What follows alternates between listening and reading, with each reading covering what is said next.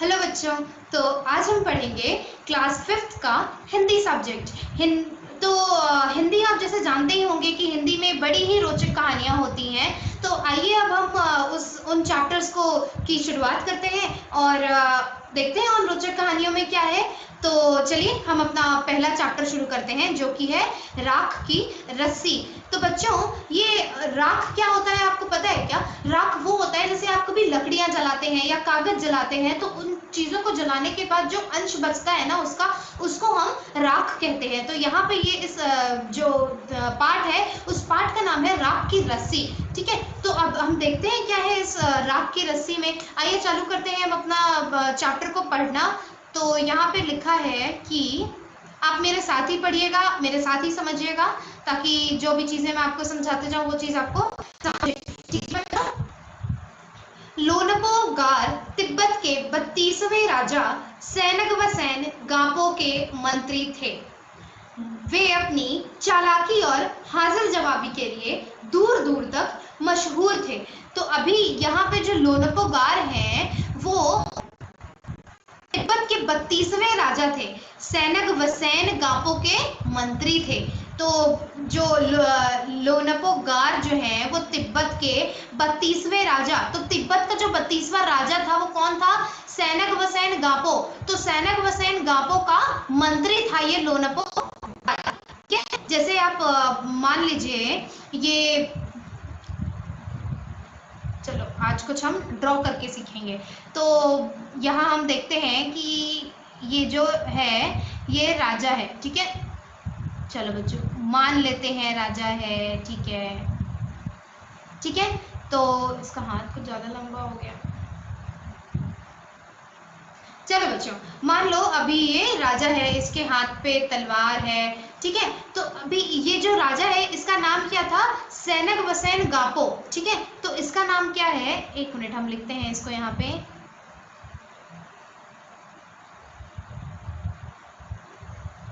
सैनग वसैन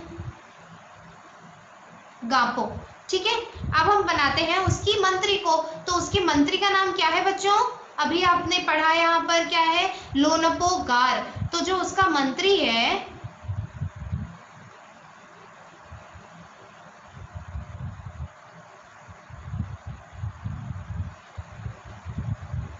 जिसका मंत्री है वो उसको सलाम कर रहा है, तो वो उसका मंत्री जो है उसका नाम क्या है बच्चों? लोनपो गार। ठीक है,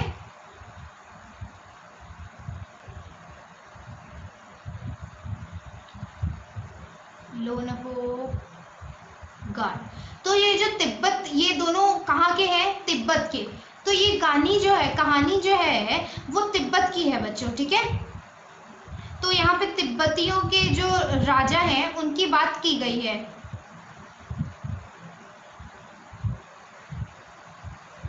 ठीक है, चलो तो हम देखते हैं ये तिब्बत कहाँ है? नेपाल में है बच्चों। तो देखते हैं वहां के राजाओं का क्या हाल था। तो ये जो है वो ये है राजा। ठीक है, ये जो है सैनग वसैन राजा है और ये जो है वो मंत्री है। तो चलो, वे अपनी चालाकी और हाजिर जवाबी के लिए दूर दूर तक मशहूर थे। कौन? ये जो मंत्री है ना, ये अपने चालाकी और हाजिर जवाबी के लिए दूर दूर तक मशहूर था। तो कोई उसके सामने टिकता न था। अब ये तो जाहिर सी बात है कि अगर वो हाजिर जवाबी होगा तो उसके सामने कौन ही टिकेगा। जैसे अकबर और बीरबल की कहानी थी ना बच्चों, वैसे ही इसकी भी कुछ कहानी है। ठीक है, तो आइए हम देखते हैं अब कि कोई भी उसके सामने न टिकता था। चैन से जिंदगी चल रही थी, उसकी जिंदगी बड़े चैन और ऐशो आराम से चल रही थी। मगर जब से उनका बेटा बड़ा हुआ था उनके लिए चिंता का विषय हुआ था। अब जो लोनपो गार है, इनका जो बेटा था वो बेटा जो है वो बड़ा होने लग रहा था। अब जब जैसे जैसे वो बड़ा होता था इनकी जो चिंता थी वो बढ़ते ही जाती थी। ठीक है, तो कारण यह था कि वो बहुत भोला था।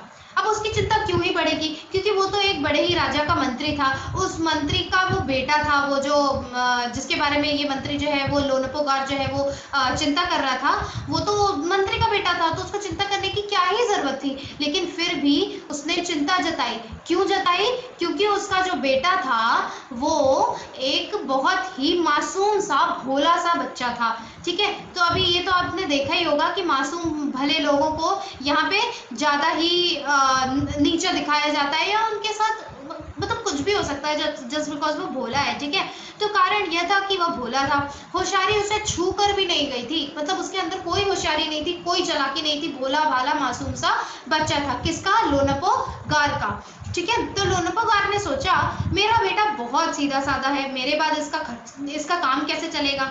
अभी मान लो लोनपो गार जो है वो मर गया। लोनपो गार तो बड़ा अच्छा था, चालाक था, हाजिर जवाबी था, इसके सामने किसी की भी नहीं चलती थी, लेकिन इसका जो बेटा था वो तो बड़ा ही मासूम था ना। तो इसके मन में जो चिंता आई, लोनपो गार के मन में चिंता आई कि यार मेरे जाने के बाद क्या होगा, क्योंकि मैं जब तक हूँ तब तक मेरे बेटे को कोई कुछ कह नहीं सकता, क्योंकि मेरे सामने कोई टिक नहीं सकता, लेकिन मेरे जाने के बाद क्या? मेरे जाने के बाद तो मेरे बेटे को क्या होगा। तो उस टाइम उस चीज की उसे लोनपो गार को बहुत ज्यादा चिंता हो रही थी। तो एक दिन लोनपो गार ने अपने बेटे को 100 भेड़े देते हुए कहा, 100 भेड़े दिए उसको। ठीक है, लोनपो गार ने अपने बेटे को 100 भेड़ दिए और कहा कि तुम इन्हें लेकर शहर जाओ, मतलब तुम इससे लेकर के शहर जाओ, मतलब जो उनका किंगडम था, जो भी मतलब उनका किंगडम था जहाँ पर वो रहते थे, वहां से कहीं दूर एक सिटी पर लेके जाओ तुम। ठीक है, जहाँ पर बहुत ज्यादा रश हो, शहर लेकर जाओ, मगर इन्हें मारना या बेचना नहीं। जो भेड़ उनको दिए गए थे, 100 भेड़ जो वो अपने बेटे को दे रहा था, तो वो बोला कि इसको तुम शहर लेके जाओ, लेकिन वहां जाकर के इनको ना मारना तुम, और ना ही तुम इन्हें बेचना, लेकिन फिर भी तुम इन्हें वापस लाना, और 100 जौ के बोरों के साथ। मतलब इन्हें तो वापस लाओगे ही तुम, जो 100 भेड़े मैंने तुम्हें दिए हैं, लेकिन उसके साथ साथ तुम्हें और क्या चीज लाना है? 100 जौ के बोरे। जौ मतलब जौ एक ग्रेन होती है बच्चों, जैसे गेहूं चावल होता है ना, वैसे ही जौ होता है। ठीक है, तो वो उसको बोला कि तुम जौ के 100 बोरे भी साथ लाना। ठीक है, ये जो भेड़ दिए हैं वो भी, और 100 जो ये हैं भेड़िए दिए हैं वो भी वापस लेकर के आना। ठीक है, वरना मैं तुम्हें घर में घुसने नहीं दूंगा। ये मंत्री क्या बोला अपने बेटे को कि अगर तुमने ये काम नहीं किया तो मैं तुम्हें वापस ही घर में घुसने नहीं दूंगा। वो अपने बेटे को सीधी सी बात है आत्मनिर्भर बनाना चाहता था, अपने जैसा बनाना चाहता था, ताकि उसे दुनिया का कोई भी इंसान गुमराह ना करे। ठीक है, इसीलिए वो उसको ट्रेनिंग दे रहा था। तो इसके बाद उन्होंने बेटे को शहर की तरफ रवाना किया मतलब भेज दिया या जाने को कहा। ठीक है, तो इसके बाद उन्होंने अपने बेटे को शहर को रवाना किया। लोनपो गार का बेटा शहर पहुंच गया। अब वहां भेजा था वो शहर पहुंच गया, मगर इतने बोरे जौ खरीदने के लिए उसके पास पैसे ही कहाँ थे।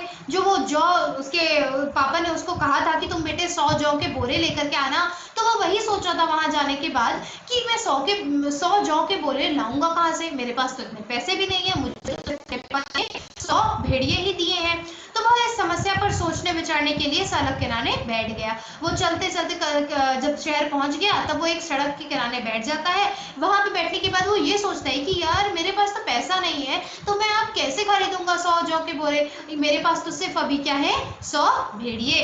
ठीक है, मगर कोई हल उसकी समझ में नहीं आ रहा था। वो बैठ के सोच तो रहा था पर उसको कोई भी सोल्यूशन समझ में नहीं आ रहा था, हल नहीं आ रहा था उसको अपनी समस्या का। वो बहुत दुखी था। ठीक है, वो दुखी हो गया। अब ऑब्वियस सी बात है उसको वो वापस जाएगा अगर खाली हाथ सिर्फ 100 भेड़ों के साथ, तो उसको घर जाने नहीं मिलेगा। अगर वो 100 भेड़ों को बेच करके 100 जौ के बोरे लेके जाता है तो भी उसको घर जाने नहीं मिलेगा, क्योंकि उसके पापा ने उसको कहा है कि 100 बोरे और 100 जौ के बोरे और 100 भेड़िए जो मैंने दिए हैं वो सब चीज वापस आना चाहिए। ठीक है, तो तभी एक लड़की उसके सामने आ खड़ी हुई। तभी वहां पर शहर की कोई एक लड़की आकर के उसके सामने खड़ी हुई। उसने उससे पूछा कि क्या बात है, तुम इतने दुखी क्यों हो। मतलब वो उसको दुखी देखती है बाजू में बैठे हुए सड़क किनारे, तो वो उससे पूछती है कि तुम इतने दुखी क्यों हो। लोनपो गार के बेटे ने अपना हाल कह सुनाया। मतलब उस पर जो बीत रही थी, जो वो सोच रहा था, जो वो विचार कर रहा था, जिस चीज का वो हल निकालना चाह रहा था, वो उन सारी चीजों को उस लड़की को बता दिया। अब इनमें इतना दुखी होने की क्या बात है, मैं इसका हल निकाल देती हूँ। तो वो लड़की क्या बोली कि ये जो लाइन है ना, इनमें तुम्हें इतना दुखी होने की कोई बात नहीं, मैं इसका हल निकाल देती हूँ। तो ये कौन बोलता है? ये वो शहर की लड़की बोलती है जो उसको वहाँ पे दुखी बैठा पाती है। ठीक है, तो वो उसको वो ये कहती है उसको कि इसमें इतनी दुखी होने की क्या बात है, मैं तुम्हें इसका हल समझाती हूँ। ठीक है, तो अब देखते हैं बच्चों आगे की क्लास में कि वो बच्ची उसको क्या ही हल बताती है कि उसको 100 भेड़ों भी वापस लेके जाए और 100 जौ के बोरे भी वो खुद वापस लेके चला जाए। ऐसा क्या हल निकालती है, आइए देखते हैं हम अपनी नेक्स्ट क्लास में। आज के लिए बस इतना ही, धन्यवाद।